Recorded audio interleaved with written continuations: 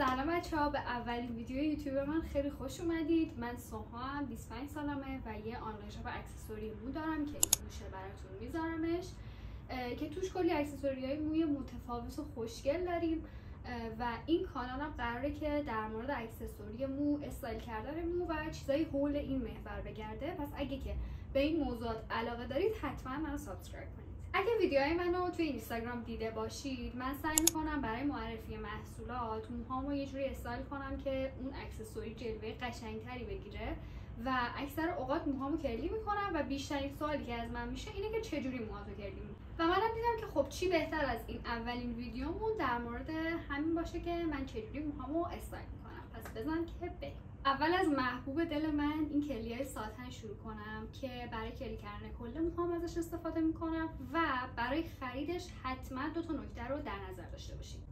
اولا که حواستون باشه حتما با الیاف پر شده باشه، نه فوم.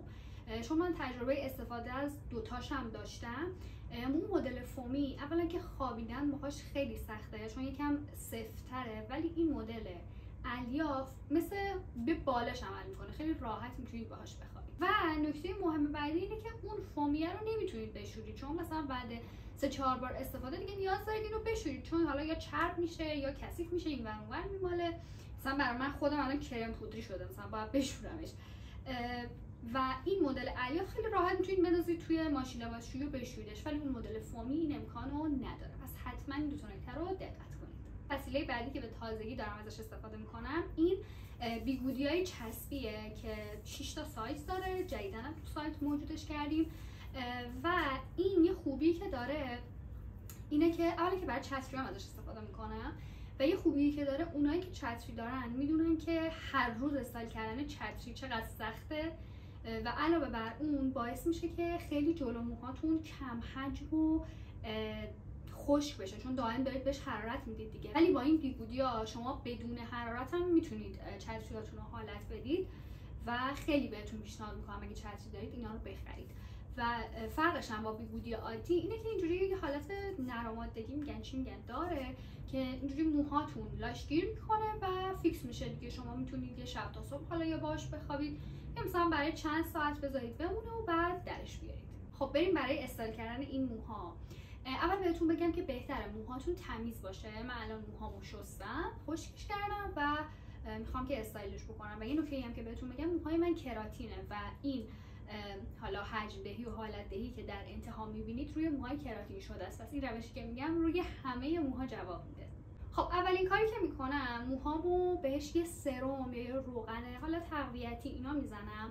این کارو میتونید بعد از اینکه کلی کردید و تموم شدم انجام بدید برای اینکه برقرار باشه، ولی من ترجیح میدم که قبلش انجام بدم. این سرمی هم که من استفاده میکنم سرم آرگانه. سرم نیست البته، بکنم روغن آرگانه. خیلی هم ازش راضی نیستم، اینش هم خراب شده. الان اگه بریزه کل زندگی میشه روغن آرگان. جوری مجبورم ازش استفاده کنم.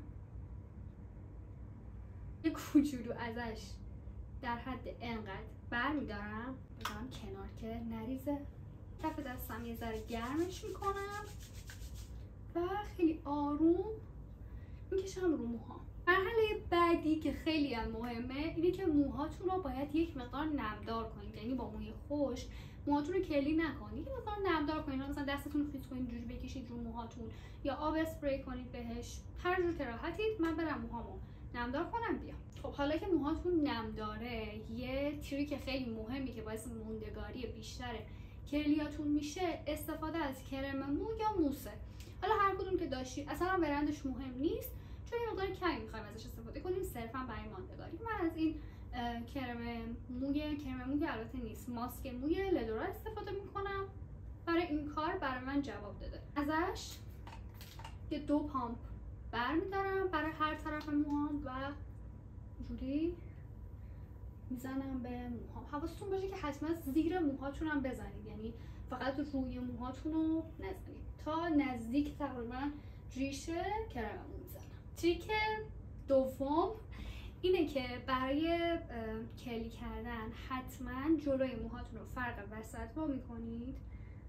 من آینه ندارم، دارم ذهنی این کار رو انجام میدم. حالا فرض میکنیم که الان این فرق وسطه. خب و پشت موهاتون رو حالت زیگزاگی که الان بهتون نشون میدم، موهامو یه حالت این شکلی جدا میکنم، از وسط جدا نمیکنم.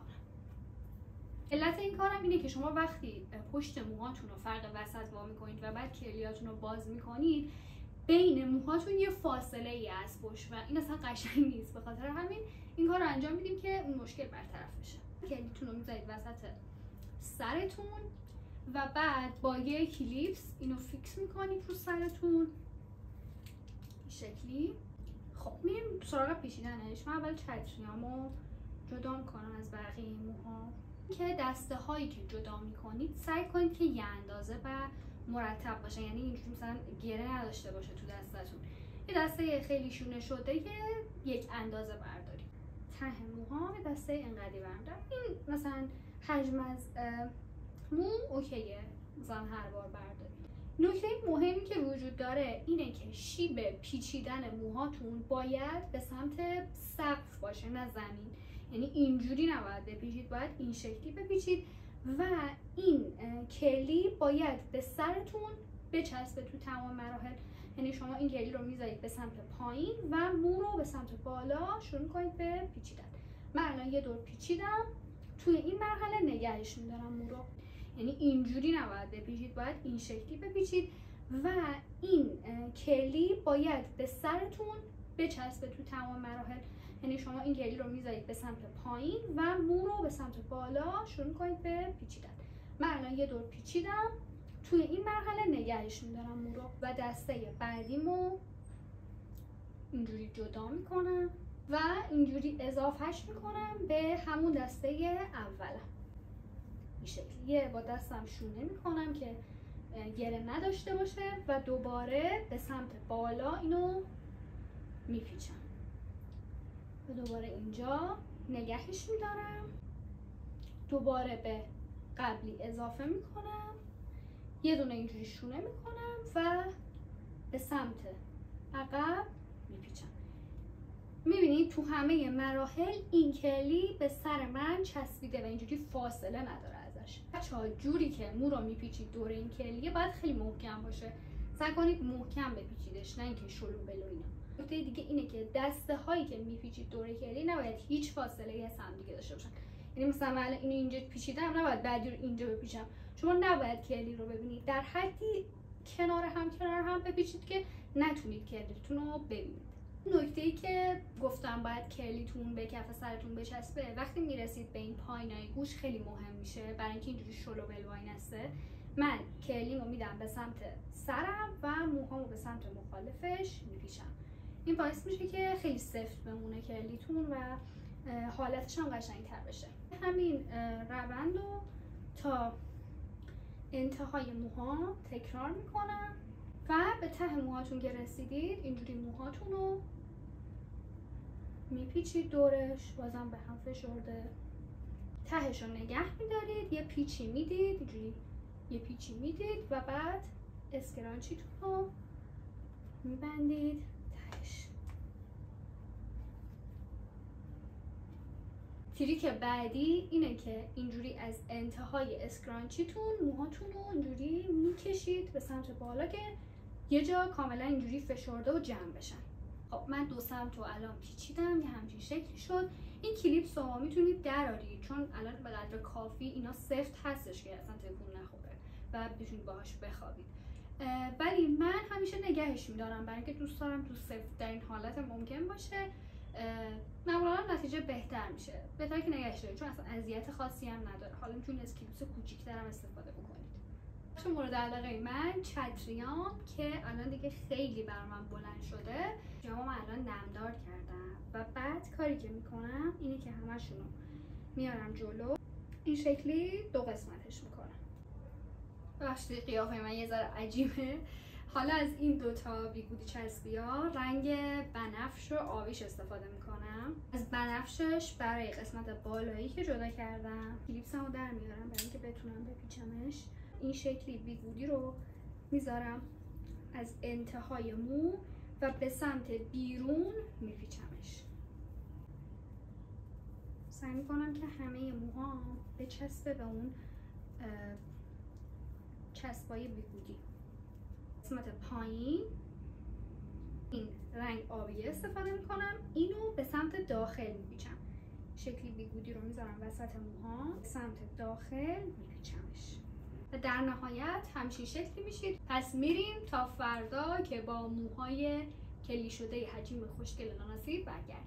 این کرلیا رو از آخرین ویدیویی که باهاتون صحبت کردم بازش کردم و حالا می‌خواستم کارهای روزمره‌مو انجام بدم و با این حالت قطعا نمیشد برم بیرون. شب دوباره پیچیدمش ساعت 11-12 و امروز صبح میخوام بازش کنم که الانه. خب من اول این کرلیای ساتن رو باز میکنم. ذره این پاییناشو شل میکنید، بعد از این بالا اینو در میارید. من کامل درش آوردم، این همچین شکلی میشه، همینجور نگهش دارید. بعد چتریامو باز میکنم، اول گیره هاشو در میارم. اینا رو زدم برای اینکه وقتی میخوام باهاش بخوابم در نیاد وقت. و بعد جوری که باز میکنید اینو مثلا من به داخل پیچیدم، یکم جوری بازش میکنید، آخرش رو هم به سمت داخل باز میکنید، هم به سمت بیرون باز میکنید. خب حالا یکم دیگه باید با دست اینا رو مرتب کنید. من برم جلو آینه مرتب کنم بیام. خب بچه‌ها با دستتون یه مقدار این کلیا رو از هم دیگه باز کنید، یه حجم خیلی خوشگلی بهتون میده. الان چتریای من یه حالت اینجوری پرده‌ای گرفته و اینجاش یه حالت اینجوری شده، نمیدونم چی بهش میگن، یه پوش خاصی گرفته و کرلیام هم همشون خوشگل و خوشحالت و حجیم شدن. حالا پشتم بهتون نشون میدم که ببینید چجوری میشه. اینم پشت موها برای که ببینید چجوری کرلی شده. این مدل مو همینجوری ساده‌ش هم خیلی خوشگله، باهاش برید مهمونی، تولد، عروسی حتی. و حالا اگه بخواید یه ذره مثلا بهش آب و تاب بیشتری بدید میتونید از اکسسوری های مو استفاده کنید. و اینکه بهتون بگم که این کلیای ساتن و اون بیگویای چسبی رو هر دوش رو میتونید از طریق سایتمون تهیه کنید و پیج اینستاگرام هم حتما داشته باشید، چون جدیدترین محصولات اول توی پیج لانچ میشه. و اینکه مرسی این ویدیو رو دیدید، امیدوارم که براتون مفید بوده باشه. حتما به هم بگید که دوست دارید چه آموزش‌ها، چه ویدیوهایی رو بیشتر براتون بذارم. اگر که سوالی دارید توی کامنت ها بپرسید، حتما جواب میدم. مرسی که ویدیو رو نگاه کردید. تا ویدیو بعدی، خداحافظ.